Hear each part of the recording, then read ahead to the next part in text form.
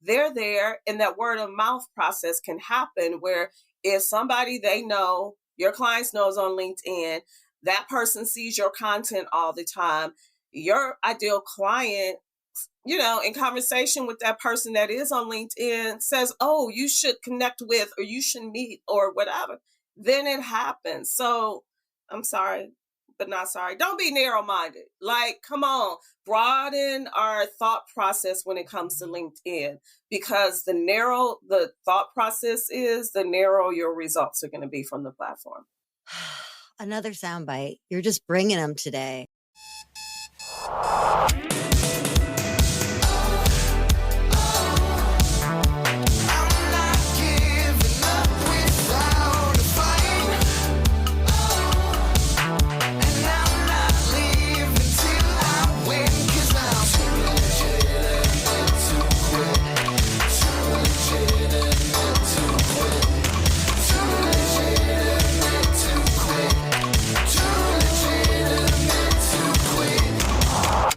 Welcome to Too Legitimate to Quit, instantly actionable small business strategies with a pop culture spin. I am your host, Annie P. Ruggles, and my guest today is the firecracker, Clarene Mitchell. Clarene Mitchell is the owner of TCM Communications, LLC, a social media branding firm based in Mequon, Wisconsin, that focuses on helping success-driven entrepreneurs and corporate leaders effectively leverage LinkedIn to generate results. She holds a BA in interpersonal communications from Cardinal Stritch University. In addition to her entrepreneurial endeavors, Clarene is an accomplished print journalist, community activist, and public relations professional. For more than 30 years, she has worked to craft the image of community-based organizations and to advance issues of importance. Clarene is viewed as a reliable source of accurate and timely information, as well as branding guidance. She has worked on the executive team for a mayor and was the very first public information officer for the City of Milwaukee Health Department. Her nonprofit work included the Milwaukee Urban League, Black Health Coalition of Wisconsin, the Medical College of Wisconsin, and others. Now, Clarene is on a mission to change the trajectory of lives and businesses, one LinkedIn profile at a time. It is Friday.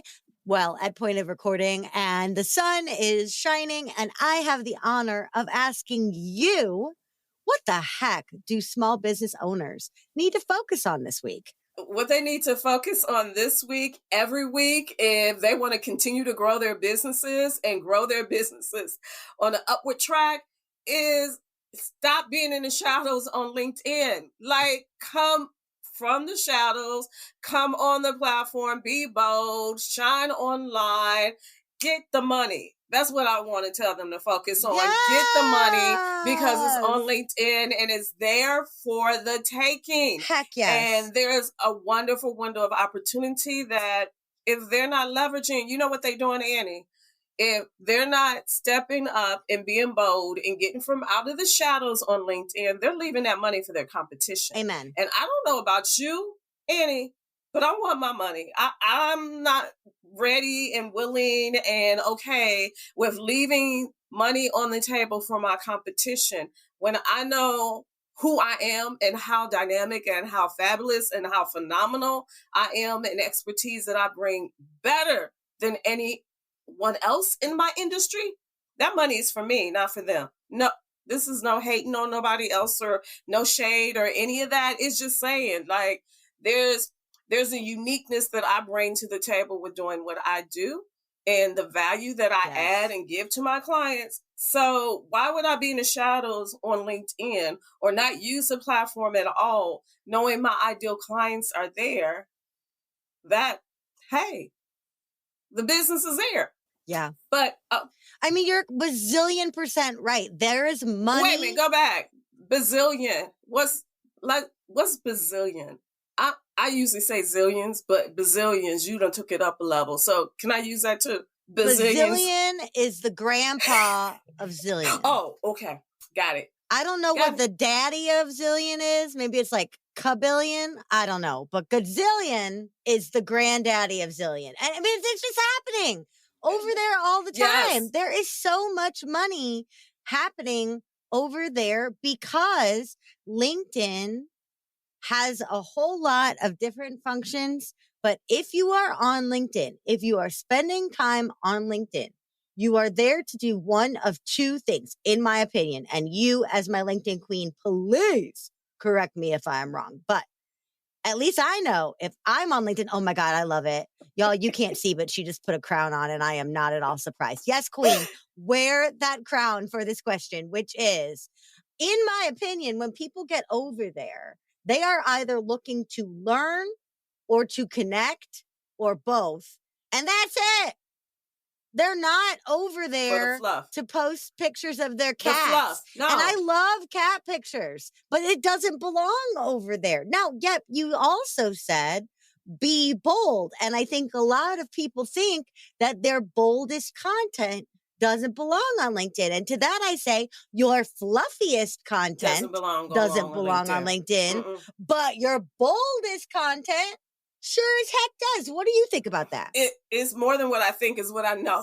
On LinkedIn, your boldest content is going to help you stand out. It's going to help you be that golden A that stands out from the crowd, that helps you shine. It's going to be what draws your ideal people to you. If you're playing low or playing little on the platform, or being boring, or being ultra conservative, or, where you're tiptoeing in the process or in the field of LinkedIn on the platform, no, that's not going to work. But it's that bold content. It's that transparent content where you're opening up, you're being vulnerable, the real talk, while we're on this, is some people have the notion, a lot of people, that you can't be personal on LinkedIn.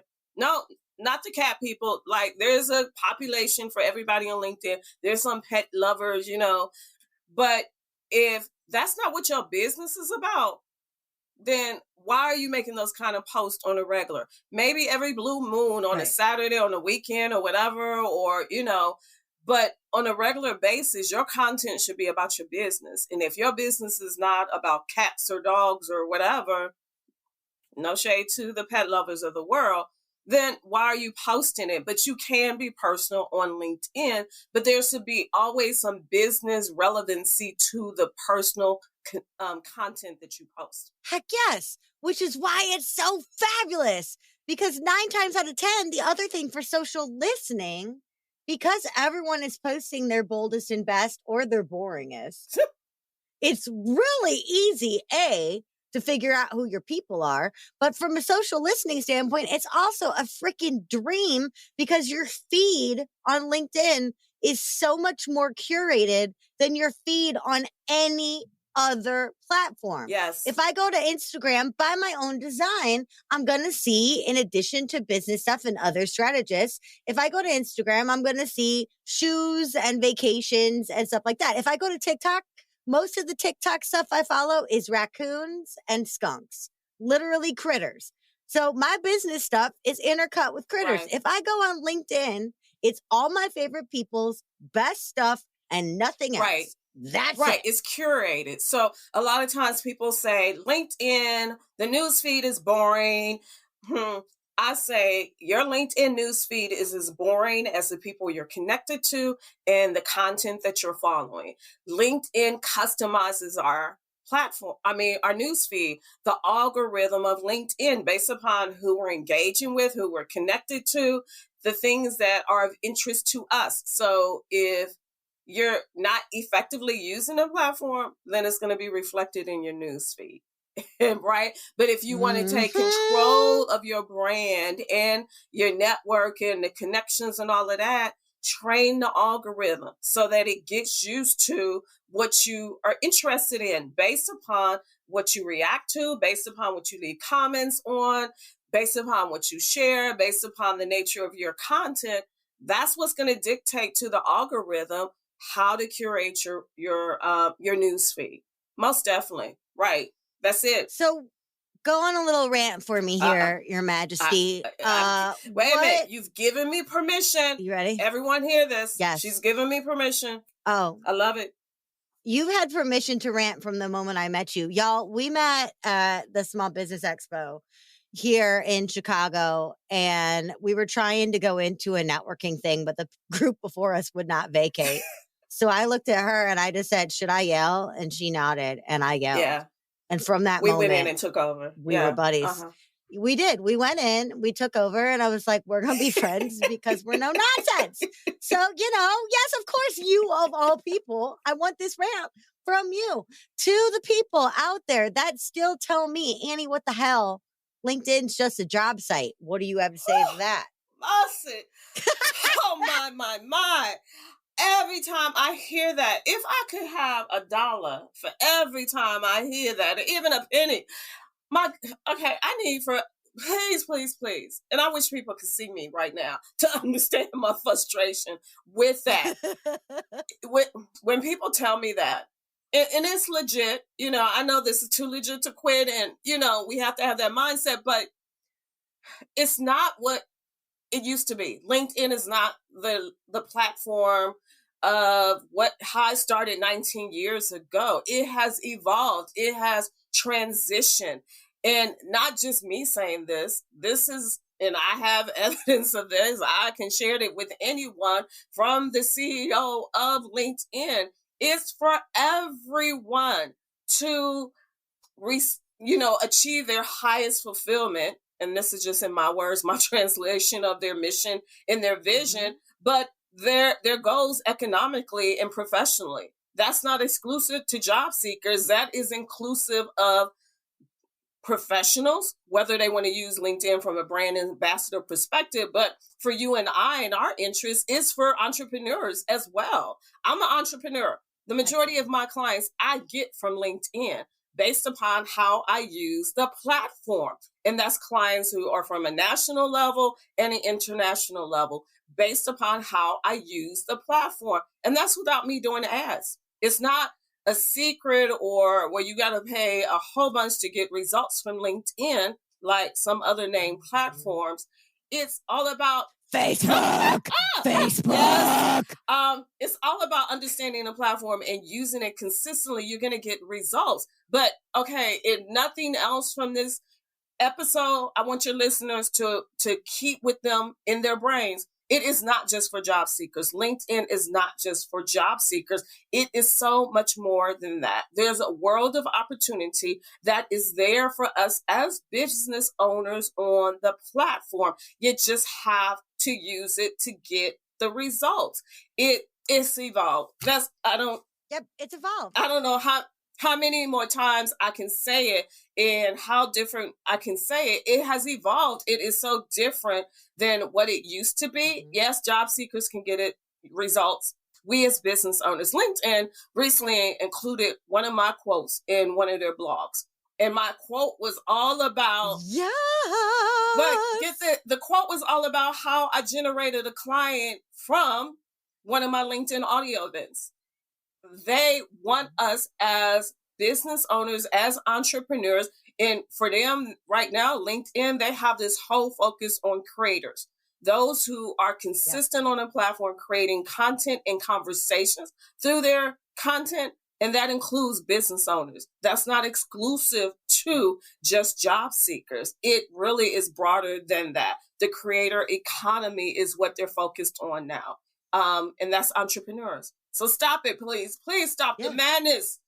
Oh, stop the madness. Stop the madness. Stop the madness. So much more. It's not just for job seeker. It is so much more. And there's also so much more functionality over there that people don't even really know about or if they know about it, they're not necessarily using it. And so I feel like every day, without getting overwhelmed, I discover a new great feature over there. And one of the reasons is, like you said, it's 19 years old. Yes.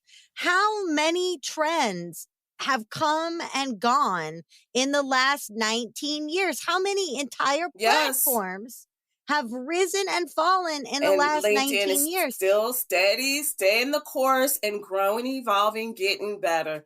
Right. Yes. LinkedIn is the social media OG. I love and that. Because of I love that. Right? Yes. It's in the game. LinkedIn ain't new, but as such, they're not building the trends that like, oh, okay, we have to have this or this or this or that. You could post a GIF on LinkedIn. Like we have that going for us. That's great. But there are so many things that I use on the daily that I feel like the majority of LinkedIn users don't Most use. So definitely. one of them is the LinkedIn newsletter Yes. gets better open rates than my email. Do you know why that is? Because it goes to the main tab and not the promotions tab. How the hell did they pull that off? So people can subscribe to it. LinkedIn does the marketing for us, meaning when people subscribe to our newsletters, LinkedIn pushes a LinkedIn notification to them. They also send them an email notification. I got a push notification about myself the other day, y'all. And if you have not yet lived to have a push notification that you do not expect show up about you on your phone, it is a great feeling. You feel like Beyonce for 1 minute. You're like, I just got a notification about like me. When but I it's also effortless. Google alerts about me. And it's like, oh, okay, that's me they talking about. That's cool. Right? Like, oh, okay. Like, guess who just got quoted by LinkedIn? Me. What up? Right. But the other thing is when you connect with someone, it automatically invites them to subscribe to your dang newsletter, which is insane. You don't have to do anything. It just grows and goes into the inbox and gets really good open rates and also push notifications. Right. What? Okay. So there's one. Number 2. LinkedIn Messenger. Now, people, another thing, you're going to hold on to your hat here, love bug. Another thing I hear from people all the time is LinkedIn is too spammy. I get some spam in my DMs on LinkedIn. I get a lot more spam in my DMs on Instagram. And also, money gets made in the DMs on LinkedIn. Right. So what do you think about LinkedIn Messenger? Are you utilizing it? What do you think? Are people using it? Are they abusing it? What's your take? A little both. So I say the spam happens everywhere. I'm a huge advocate and fan for LinkedIn, but the reality is it's a social media platform. It's flawed at some levels, right? But it's less than other platforms, I say.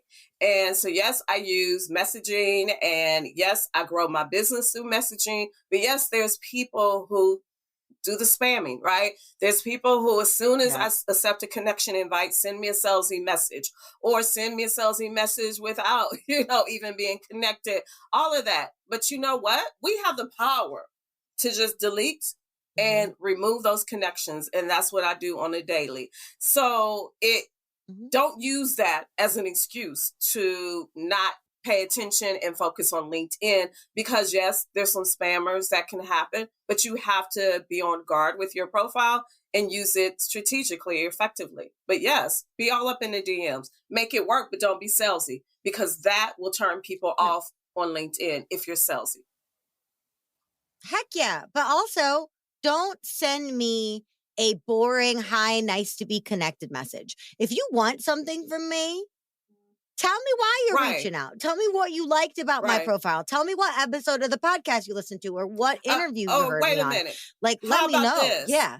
Don't send me a DM saying, hi, you look interesting. Tell me more about your business. Or what do you do? Fool. Oh, I didn't mean to say that. But like... You could say it. You could say fool on this show.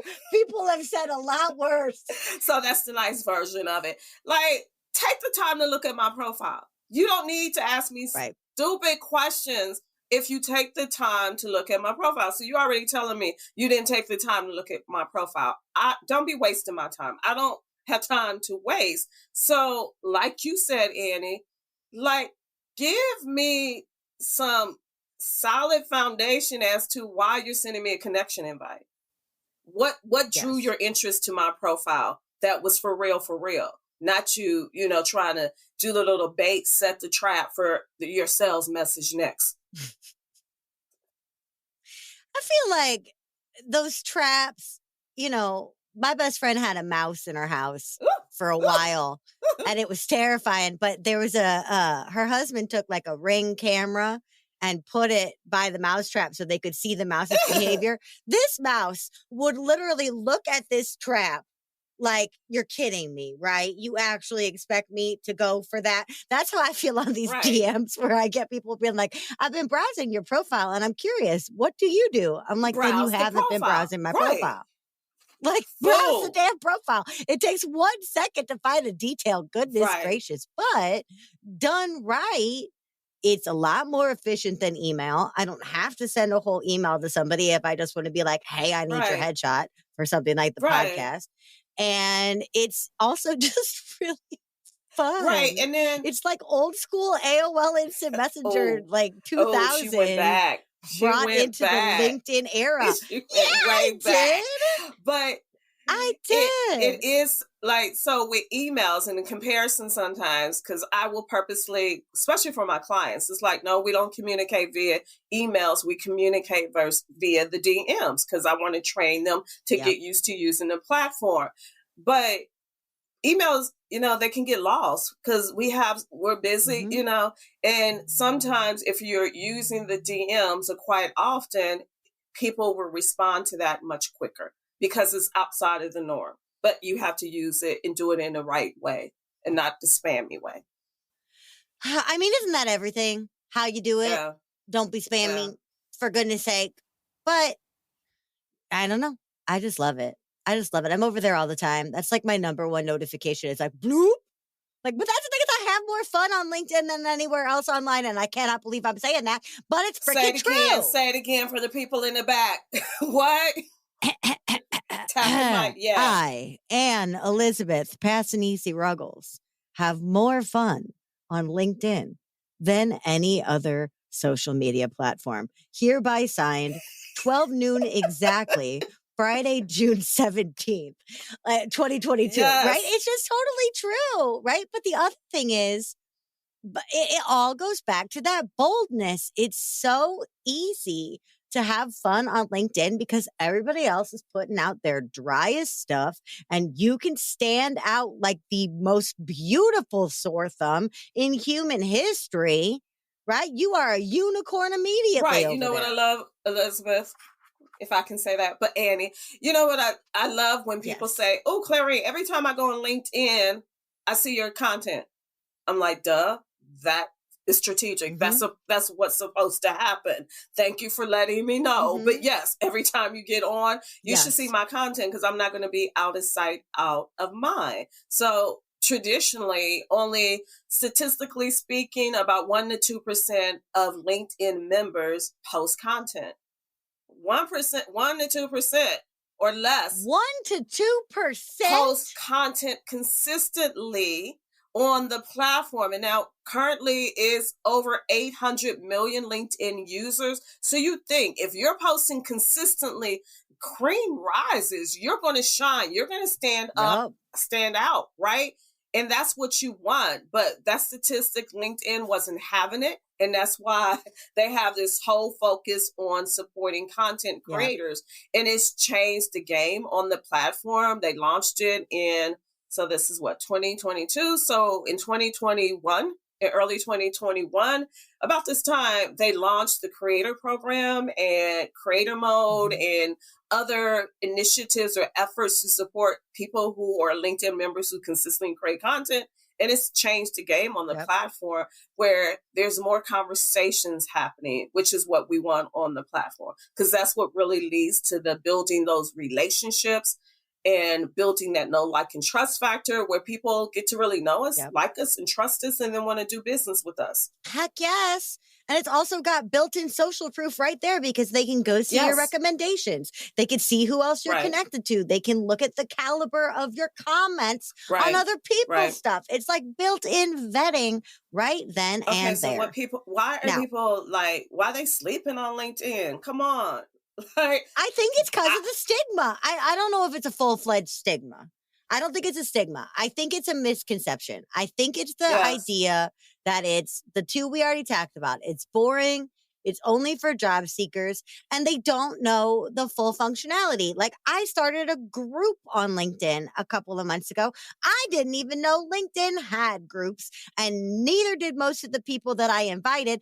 And now they're like, why am I in any Facebook groups? Everything over here is business oriented and it's so much easier to connect. Totally true. I ran a Facebook community for many years called Hustle Sisters. And if people met each other through the group on Facebook, what would happen is they would connect on Facebook and that's where it stops. Maybe they'd see each other's cat videos. That's it. Now Right. on LinkedIn, I can do real networking. I can pair people Right. together in this group, and in one click, they're a part of each other's business ecosystems. That can only happen on LinkedIn. Right. And the Right. discoverability from that just is exponential. Boom, boom, boom, boom, boom. But most It people don't even know continues. that LinkedIn has groups. So talk to me. How are you seeing groups being used? Because, I was bashing on Facebook before, but I think Facebook fatigue is real. And the main thing for creators over there, other than ads, for the longest time, the thing that people say, like, I don't know how to let go of, is my Facebook group.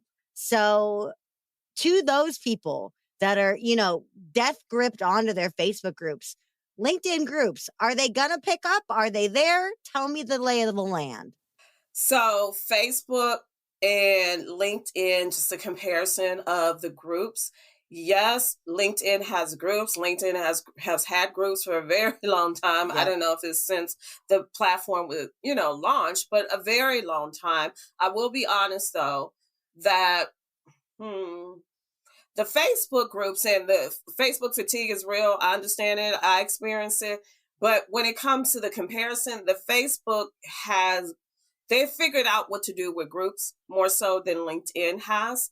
But I don't believe that's going to last long, because whenever, you get started with doing something on Facebook and it works, then they figure out how to monetize it for Yep. them, not for us. And so I think they're starting to see how effectively the groups have been for us. And they're going to put on some paywalls, or they're going to decrease the traction of them or something. Yep. But just the nature of the groups or the structure of groups on Facebook is different and better. I will say that. But it hasn't been necessarily a priority. Some people can have magic happen with their groups on LinkedIn, and some people can't. It just depends. It hasn't been a focus, but they're moving in that direction. Yep. I've heard from their product managers. Right now, their focus is on, or has been on, their the LinkedIn audio feature, which is comparable somewhat to say to Clubhouse, where you can have an audio event on LinkedIn. Mm-hmm. That has been their focus. They launched that in January of 2022. And now they're in the process of rolling it out broadly to all members after going through a beta phase with the feature. They have some other live related features that they're going to be rolling out as well.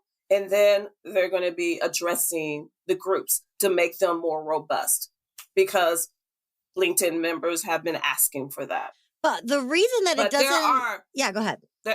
There are so many, to the point, there are so many untapped features on LinkedIn that entrepreneurs, solopreneurs specifically, are missing out on. Like I mentioned, the audio event feature, or just turning creator mode on. But like you said, newsletters, you can publish regular articles, you can go live and have a show on LinkedIn with your LinkedIn lives. There's so many features on the platform that many people are just clueless about. And so it's getting in and using it and starting to really get accustomed to it. And my biggest thing is, you can't just double dip and be here and there and everywhere. You have to lean into it and prioritize the platform. Yes. When you prioritize the platform, it will prioritize you, and you will start getting results from it. There's a tote bag moment. When you prioritize a platform, it will prioritize you. You know what? I believe that about LinkedIn.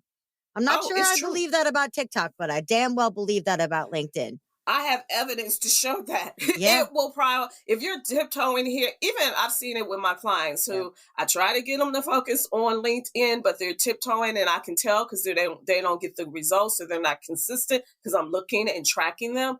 And I know they're splitting their loyalty, so to speak, their attention, just like in a romantic relationship, it don't work like that. No. We have to focus the attention, and we focus the attention, the laws of attraction go into play. And we start to get the results from LinkedIn because we're leaning into it. We're devoting ourselves to it. We're learning and we're growing on the platform. And the The algorithm's relationship learning evolves. us. Yes. All of that. Freaking love that. I absolutely a zillion % love all of that. I'm just getting excited. And honestly, remember before we were like, our competition is leaving money on LinkedIn? I kind of feel that way about LinkedIn groups. I know they don't have their poop in a group, as my coach would say, all the way when it comes to groups because it hasn't been prioritized. That for me is all the more reason to get in there and start making waves in LinkedIn groups, because then when they do prioritize it, Right. I'm already sitting pretty. Right. I'm in Right. place. Right. Good point. Right. And so for me, because it's working well already, understandably, completely agree with what you said. It did not have the visibility or traction of my Facebook group. It is not growing explosively, but I know that. So I'm growing it slowly and with intention. So when it blows up, here's me. Right, but let me make the point too with on LinkedIn, it's not just about quantity, it's about quality on LinkedIn. So you could have a small group on LinkedIn and still get greater results than a huge group on Facebook. Yep. Because it's about the quality, having the right mix of people in there and that are engaged, and you still can get great results. And that goes for LinkedIn overall, not just with the groups, but overall. It's not about the quantity, rather it's about the quality. You can have somebody that has what you say before, Annie, a bazillion. You can have somebody that has a bazillion followers or connections, but yet they've not taken the time to build community. So scroll through, walk through their activity section and their content. They have posts but no engagement, because they've not taken time to build community. So who cares about their 10,000 plus followers or connections, but yet they have no engagement, no conversations that their posts are creating. They have no brand or really no solid presence on the platform. So it's all about that quality for me. Yeah, that's the equivalent, the online equivalent of if a tree falls in a forest, right? Like if I'm putting this stuff out there, I got this big list and I'm not creating community, then it's not social media, it's just media. Ha! There you go.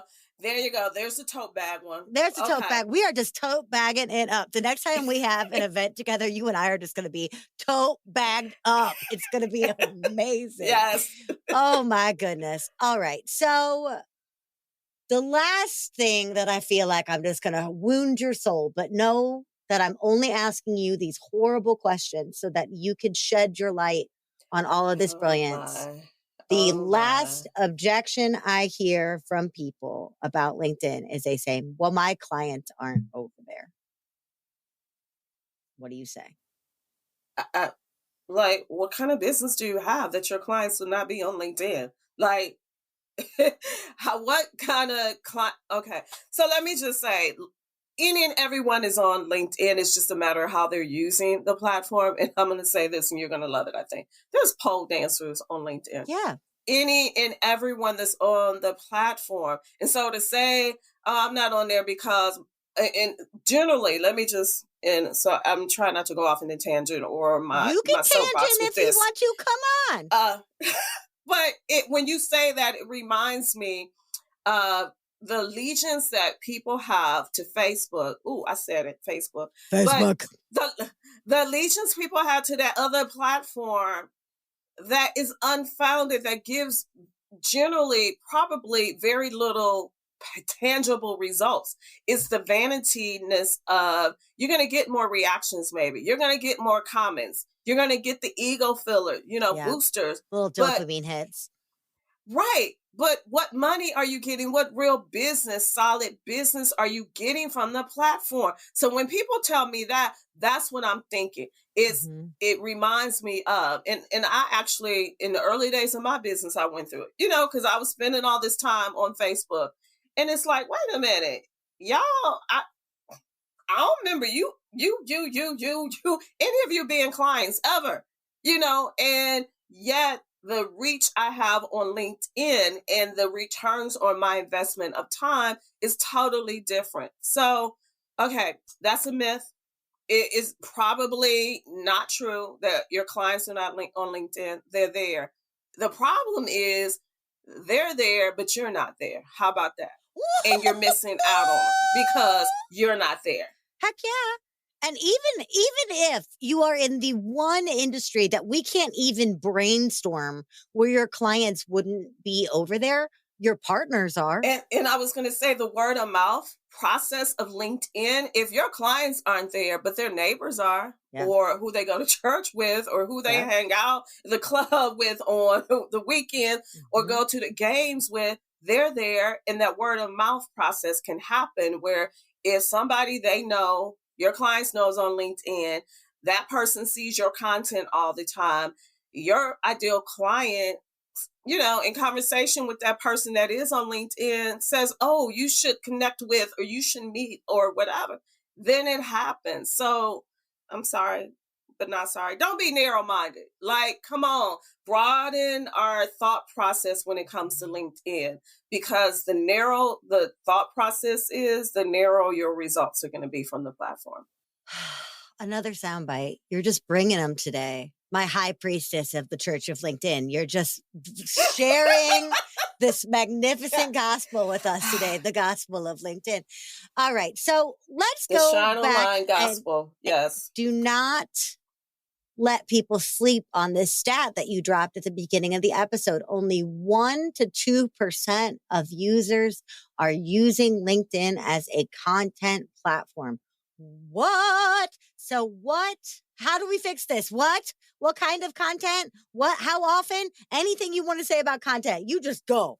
So a part of that, and depending upon which research you look at, as far as the 1% or less or 2%, but a part of that goes back to what you were saying initially about people think of it as a job seeker platform. Mm-hmm. And so thinking about it, it's just really kind of like a website, something that's static, that there is not ever changing or dynamic. Mm-hmm. LinkedIn is social media. And any other social, like, help me understand this. If people see Facebook is so, and let me stop yelling. If people see, let me try to calm down. Calm down. I love it. I'm like, get into it. And you're like, let me regulate my nervous system. And I'm like, get angry. And you're like, let me breathe.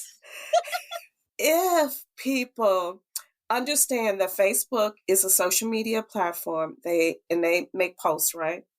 If Instagram is a social media platform, they make posts, right? If TikTok's social media platform, they make posts, whatever the kind of post it is. If I could go on and on Twitter, whatever. LinkedIn is social media too. Mm-hmm. Why do people not understand that? And see, if it's social media, then why aren't you creating content? Yeah. Like, it's not just for you to create this profile, which people still don't even do. But it's not just about you having a profile like it's a resume or something, and then just leave it there sitting for magic to happen. No. The magic happens through the content. That's how people get to know you, get to discover you, because you come up on the news feed, and then they engage with that. People don't engage with profiles, they engage with the content from the profiles. So it's the content that you add value and by starting conversations related to whatever your area of expertise is without being salesy. Yeah. Like, it's, that 80-20 rule in marketing, where the majority of our content should be about providing value. Yeah. It should be about educating people, inspiring people, motivating people, giving more than we take from the platform. When you do that, you're going to build momentum, you're going to build community, you're going to generate results. Doesn't that just sound magnificent, listeners? Isn't that just what you want? It's right there waiting for you. It's right there. All right. So before we transition into our absolutely exceptional and rather innovative pop culture topic, I got one more LinkedIn question, which is the one I get asked all the time. Understanding that all businesses are different. If someone wants to become a LinkedIn content creator and they want to jump into it, with full effort, but really make a good concerted way to be consistent over there, how often should, air quotes around should, we be posting over there in terms of content? I say at very minimum 2 to 3 times a week. Okay. But to really create momentum with the content, daily. Daily. All right, y'all, 2 to 3 times a week. People get scared when I say daily, especially my clients. But if you want to create momentum on the platform and be consistent and get that process going, it's daily on the platform, creating that content. This is actually a very semi-appropriate transition in that I believe this person we're about to talk about made the change she wanted to see on the internet and the world every single day of her too short life. Yes. I'm talking about Ruth Bader Ginsburg. May she rest in power. What the heck? Drum roll all day. Drum roll, the phenomenal. Drum roll for Her Majesty, the phenomenal RBG. The Notorious RBG. What the heck does she have to do with LinkedIn and visibility and community and any of it? A whole bunch. And maybe I need to write a blog about this. Yep. I haven't, I don't think. So maybe I need to do that. So thank you, Annie, for allowing me to give some time and respect to the phenomenal, the great RBG. So for me and my business and my approach to what I do as a LinkedIn coach and trainer is all about empowering my clients to own their brands, right? And be bold and shine online. And for me, RBG, she was the epitome of being bold and having, that confidence in herself, that courage. Yes. She walked her life with boldness and with courage, and she didn't worry about the naysayers or the haters or the whomevers. She stepped with boldness at every step of her life. Her life story and her life journey have been an inspiration to me and still is an inspiration to me. It, like her passing, it was sad for me, but just the boldness of, just think about her and just her persona. It's the brand. For one, and you mentioned before, I think the collar. I loved just, her and then Sandra Day O'Connor, even before the collar and the two of them uniting in, okay, we're wearing these because we're going to own the history of us being women, justices, right? Yep. And, the history of those robes were created or designed for men to pop off their collars, show off their collars and their ties. But then you put it on a woman and it was, so they're like, we spinning this, we flipping this. And they did. And even more so for RBG, hers was all about, and I don't know if people know this little tidbit, it was very political in how she did on which one she would wear. If it was a day she was making a decision that was all up, on the majority side, it was that lace collar.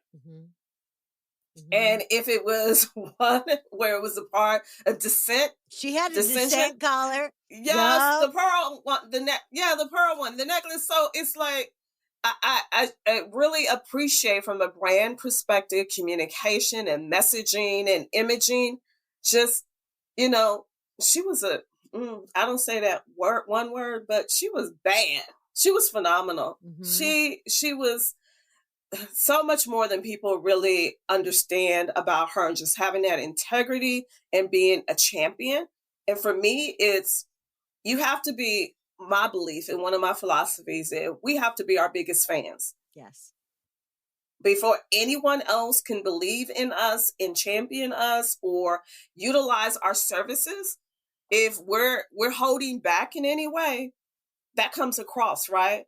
But if we're bad and we're bold and we're our biggest fans and we're champions of what we do, that comes across. That confidence attracts, right? And it attracts business for us as entrepreneurs and being able to leverage LinkedIn in that way. But yes, rest in peace. Rest in power to the great RGB. Yes, because RBG, everything RBG, that she did. RBG, let me say all right. day. RBG. It's just, in that she was so fierce in her beliefs and so fierce in her evangelism of others, where she could do both. And I think we can do both on LinkedIn, in that she raised her voice and kept it raised, but she also brought other people into the conversation. And I think on a platform like LinkedIn, we can and must do the same for the causes and the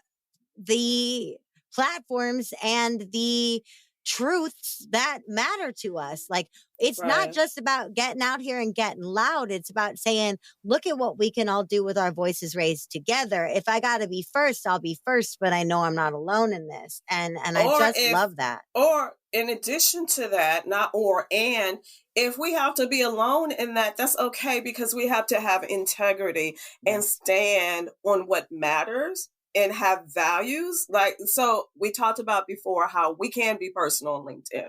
It's just how you do it. It's not about what you do on LinkedIn, it's how you do it. There has to be that professional, that business reference there, but you can be personal. And for me, when I'm vulnerable, personal, share those insights about me, that's what draws people in even more, though, because then that respect level grows. Or because even thinking about, killing of George Floyd and the rise of the Black Lives Matter movement. And I went out and stepped out of my comfort zone, kind of, so to speak, for what I usually do on LinkedIn. And I had to speak my piece, right, about it. I can't be here as a Black woman and this happened in America, and I continue on as business as usual. And I share that as an example with things that have continued to happen since then, right? Whether it's what happened in Texas not long ago with the school shooting, or whatever happens in Ukraine. We can't be clueless as if, it's all about us.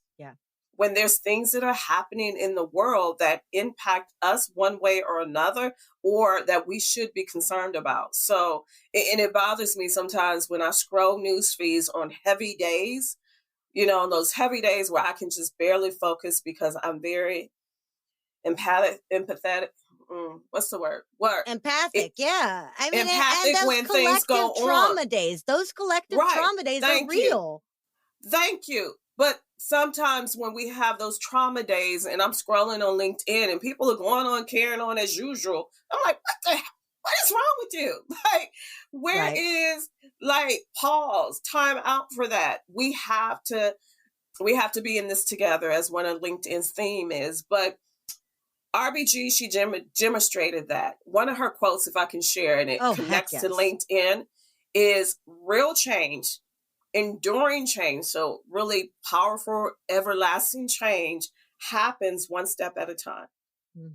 It's not overnight. It's not quick fixes. It's one step at a time, step by step, moving forward in the right direction. And paralleling that to LinkedIn, people want these quick fixes when they come to LinkedIn. That's not how the platform works. You have to get in and put the work in, and it builds over time. And you have to know, and I always make the analogy that LinkedIn is a marathon. It's not a sprint. It's a long-term process. It's not a quick in and out. It's a marathon. But when we want that enduring change to have real impact with our business, we have to be committed on the long-term basis to the platform, not hit and miss and here and there, and then think we're going to still get those quality results. But taking it deliberate, strategic, one connection at a time, one post at a time. Yes. Right? One comment at a time. really bring in that strategy, knowing that our goal here is to educate, inspire, delight, motivate, All of right? that. And I think, you know, when you read an opinion put forth by RBG, she does both. She'll tell you the legal precedent of why she chose what she chose. And in no uncertain terms, like she'll drop, you know, all the big legal terms. But then at the same point, she'll say something that uplifts the spirit or talks about why this is important to us and is unafraid or unashamed to say, look, these things need to occur because this is bigger than us. Right. That's the and I love education she that. would put with it. Yes. And you brought up stuff like George Floyd and Black Lives Matter and everything else. And I'm really grateful for that. Because you as a woman of color have your experience in that way. And I, as a white woman, one of the things that's really important to me is ending white silence. And when I am, I'm trying. We all are, right? But when we all are not. That's the problem. We all are not. More needs to be in the process. But when I'm posting on my socials, like business as usual, and it's hard. I mean, sometimes I'm like, I got to launch today and this sucks, but I still got to do it. And it's weird. And it's not a perfect science. But if I'm not going to talk about things like the murder of George Floyd, then I am choosing to have my platform foster white silence. And I'm just not willing to do that. So we had a talk at the beginning of the episode about, you know, not bringing your fluffy content, but human rights issues. And I think RBG would agree. Human rights issues are not marketing. Human rights issues are not promotion. If we are talking about how we treat our fellow man, if we are talking about righting injustice, if we are talking about rising together, if we are talking about dismantling isms, especially here in the US, but all around the world, that is not a marketing tactic. That is a human rights issue. And if we have a platform, I think we have a responsibility, regardless of niche and certainly regardless of race, to get out there and be heard. So I love that you brought that up, because we cannot consider ourselves daughters of RBG if we're not using our voices to create change. Right. Silence is consent. Silence is consent. Silence is consent. We cannot afford to continue to be a part of the problem instead of being a part of the solutions. So with LinkedIn, we can be a part of the solution with substance-based content. Yeah. You know, so it's still the conversation about content. And when there's substance with it, when there's authenticity with it and integrity with it, it provides that value and it helps to fill a void and serve a purpose. Doesn't it? It really, really does. And I'm going to give this example as evidence of that, because I'm a big believer in practicing what I teach. And so walking the talk. And so going back to even George Floyd and the killing of George Floyd, I couldn't be silent, right? I wrote an article on the platform, published an article on LinkedIn. That led to a year-long speaking gig with the university that I never anticipated having. Speaking gig paid. When I say gig, that means paid. Paid. That I never, and again, going back to the law of attraction with LinkedIn, when you just consistently work the platform, the law of attraction goes into play. The results come, the opportunities open up. But for me, being my authentic self in my authentic voice, publishing that article led to a year-long speaking gig. And all you wanted to do in that moment was show up as a human and express your reality in that moment in a way that could connect to others. And then you got this out of it. You didn't post about it so that you would get a gig. You got a gig because you posted about it. No. Unbelievable. And resisted the gig at first, and it's like they had to convince me, like, yes, you belong, you need to be a Get part in of here. this. Yes. Right. And so, in my whole process throughout the speaking gig was about being your authentic self on LinkedIn and using the platform to make sure that you're a part of the solution instead of being a part of the problem. Yes. Yes. And that's been, I think, our bottom line this whole episode. We want you to be part of it. We want you to rise up and claim your space. Rise up. Claim your space. Raise your voice, open your ears, and claim your space. I got two more questions for you before I let you go back to your beautiful Friday. The first one is Ruth Bader Ginsburg, the ghost of Ruth Bader Ginsburg, because, she has passed. She contracts us, but you largely, as the ghost of Ruth Bader Ginsburg, to get her up and rolling on LinkedIn. What do you think the ghost of Ruth Bader Ginsburg's what are you saying? favorite? Right? No, I'll get there.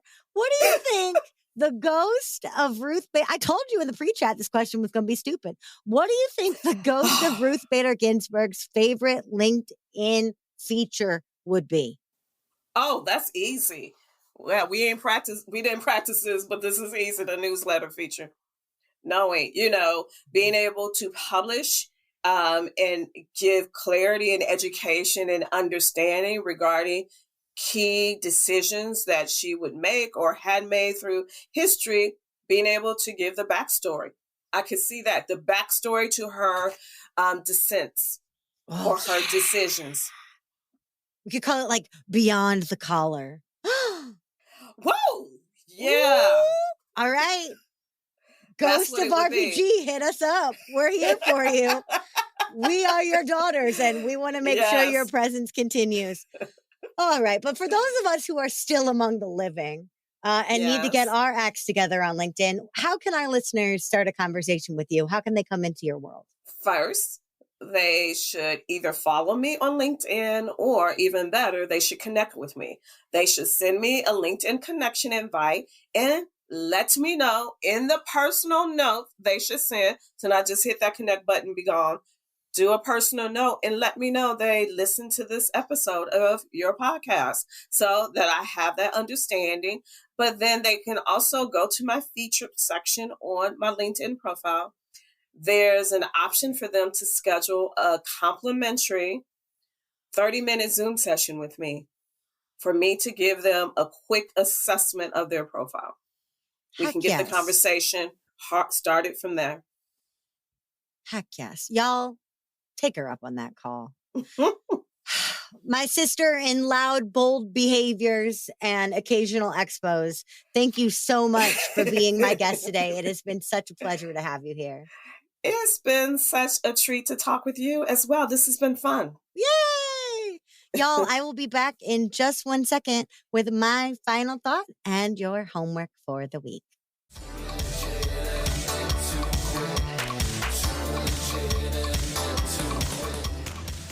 Well, hey there. Wow. When Clarene first came to me and said she wanted to do an RBG episode, my eyes filled with happy tears. My Shiro. I blew a kiss at the pin that is always right over my shoulder when I sit at my desk, which is a teeny tiny little version of her dissent collar. And now, only about 10 days later, I write this final thought on the day that the Supreme Court overturned Roe versus Wade. On one hand, we knew this day might come, but on the wildly selfish other hand, this is not the climate I wanted to put this episode out in. But this is bigger than me and bigger than us. So it goes. This is not a political podcast or a women's health podcast, and you will not be receiving my hot take on abortion today. But I would be remiss if I didn't say something. What a phenomenally irresponsible waste of a platform that would be. This show has run the gamut of air quotes social issues that I think are really human rights issues. Black Lives Matter, responsible gun ownership, protections for queer and trans kids, the fact that we still have babies in cages along the southern border of the U.S. Sometimes I bring them up, but most often my guests do, because they also realize that none of us operate our businesses in a bubble. We are all of us impacted every single frickin' day by what it means to be a citizen of this world. My guests and I understand that having a platform is a privilege, period. Raising my voice and assuming folks will listen is a privilege, regardless of if I'm talking about social media stats or marriage equality. Inviting haters, unsubscribes, angry fan mail, lost clients, even that is a privilege. No one is threatening my life today. No one is threatening my marriage today. I am invisible to police and Proud Boys alike, and that makes me lucky. I promised Clarene in this episode, recorded back in the before times that were as recent as yesterday, that I would do everything I could to end white silence, and I publicly reaffirm that vow here on the other side of this madness. But rather than assign homework this week, I'm issuing an ask. Let's all please look at how we show up on social media. Are we contributing to the conversation or just trying to outshout our haters? Are we sticking our head in the sand and acting like everything is normal? On the flip side, are we spreading nihilism and panic? Facebook, Twitter, even TikTok are inflamed today. Do we want to be a part of that or find a different avenue? Only you can answer that. No matter what issues we pin to ourselves or sound bites we choose to repeat, let's all show up as whole people this week. What would it really mean to create a culture of responsibility and openness in our online communities? What would it feel like to dial up the advocacy in our work and in our content? And where, oh, where are the boundaries we need to put in place to keep from oversharing, overshouting, or re-traumatizing ourselves? Somewhere up in liberal heaven, RBG is playing canasta with John Lewis. Folks outside the US, Google him. He was something else. May their memory inspire good trouble and deeper connection in us all.